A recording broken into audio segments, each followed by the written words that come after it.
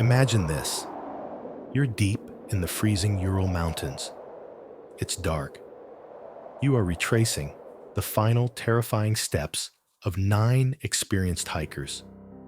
Hikers who vanished without a trace over 60 years ago.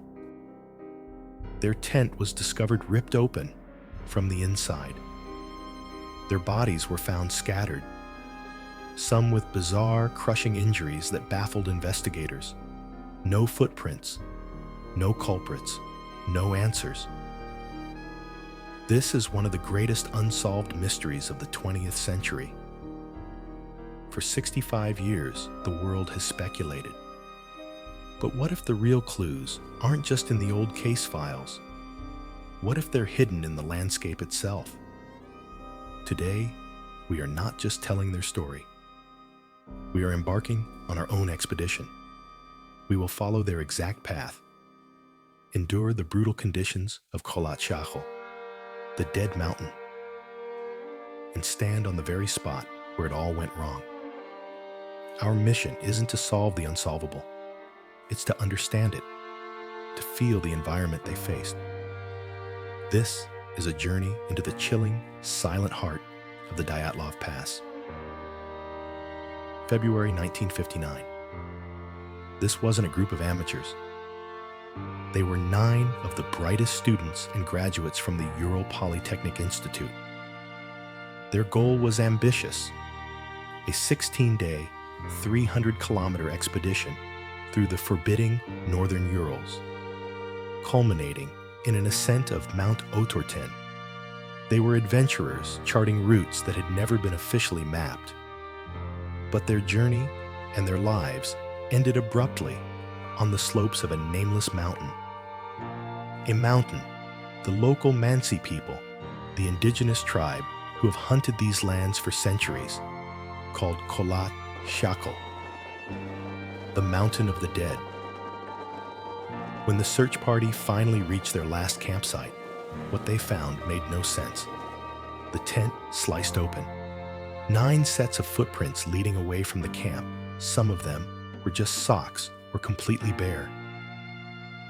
The bodies were found almost a kilometer away, frozen in postures of desperation.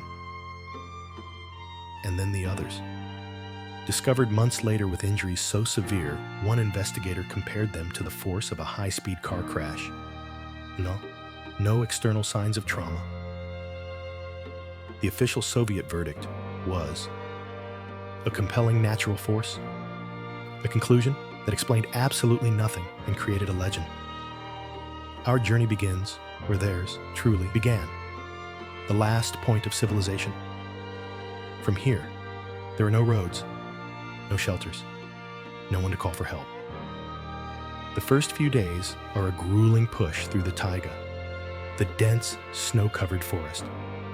We have GPS, satellite phones, Gore-Tex. They had paper maps, a compass, and wool. As we follow their route, the landscape starts to change. The trees become smaller, more twisted, until they disappear completely. This is the pass. Up here, you are completely exposed. The beauty is terrifying. The wind doesn't just blow, it screams. The original group pushed on, right into this. Their journal entries spoke of fierce winds and snowstorms. They were navigating in near whiteout conditions, trying to find a sheltered spot to make camp for the night.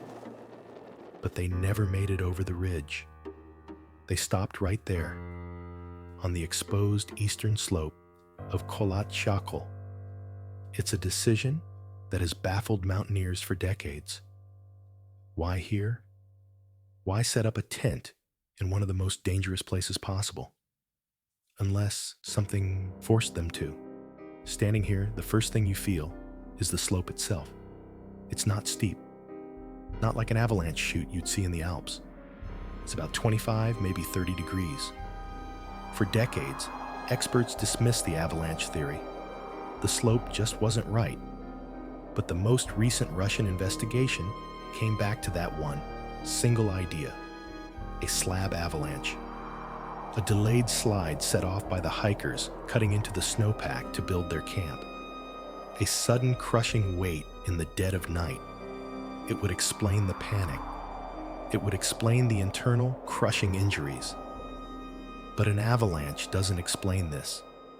The tent was methodically sliced open from the inside. Why would you cut your way out if the danger was outside? And then there's the wind. Listen. Some have theorized about infrasound, a sound so low you can't hear it, but you can feel it. A unique frequency created by this specific wind hitting this specific curved ridge. A sound that can induce intense primal fear, nausea, paranoia, a blind, overwhelming urge to run. It would explain the panic, the irrational escape into the minus 30-degree dark. It even explains the clothes. Hypothermia plays cruel tricks on the mind. In the final, agonizing stages, your brain tells you you're burning up. It's called paradoxical undressing. You tear off your own clothes convinced you're on fire, even as you freeze to death. 9 sets of footprints led down there, a full kilometer into the forest, to a single, tall cedar tree where the first 2 bodies were found, and where the mystery only gets deeper. It took us 20 minutes of hard walking to reach this tree line. They did it in the dark, barefoot. This is the spot. Under this tree, the searchers found Yuri Doroshenko and Yuri Krivonishenko. They were in their underwear. Their hands were raw from trying to build a small, desperate fire. But the most chilling clue was 5 meters up. The branches were snapped off as if someone had climbed, with frantic strength to get a better view. Were they looking for the tent? Or were they looking for something else? But the final and most terrifying discoveries were made months later, as the snow began to melt in this ravine. Just 75 meters from the cedar tree, buried under 4 meters of snow, they found the last 4 hikers, and their injuries are the dark heart of this mystery. Lyudmila Dubinina and Semyon Zolotaryov had massive symmetrical chest fractures. Nicolas Thibault Brignol, a shattered skull. The investigator wrote, "These injuries were equal to the force of a high-speed car crash, and yet there were no external wounds, no bruising. It was as if they had been crushed by an immense, invisible pressure. And the final baffling clues, some of their clothes, contained small but abnormal traces of radiation, and Lyudmila was found without her tongue. An avalanche doesn't explain the radiation. Infrasound doesn't explain the crushing chest wounds. No single theory explains all the facts. The Mansi tribe for generations have avoided this mountain. They spoke of legends of strange orange orbs in the sky, of a cleansing force that protects the pass. Standing here in this lethal, silent cold, you can almost feel why. We came here to retrace their steps, to feel the wind, to stand on the slope to see the ravine. We've spent days in their world, and what we found isn't a single, neat answer. What we found is a feeling, the overwhelming, crushing power of this place. When you're here, surrounded by this vast, deafening silence, the line between a rational explanation and a terrifying one gets very thin. Our expedition doesn't solve the Dyatlov Pass incident. Nothing can bring back those 9 lives. But by walking in their footsteps, we gain a new, visceral perspective. We understand the terror of the cold, the disorientation of the wind, and the sheer, awful isolation.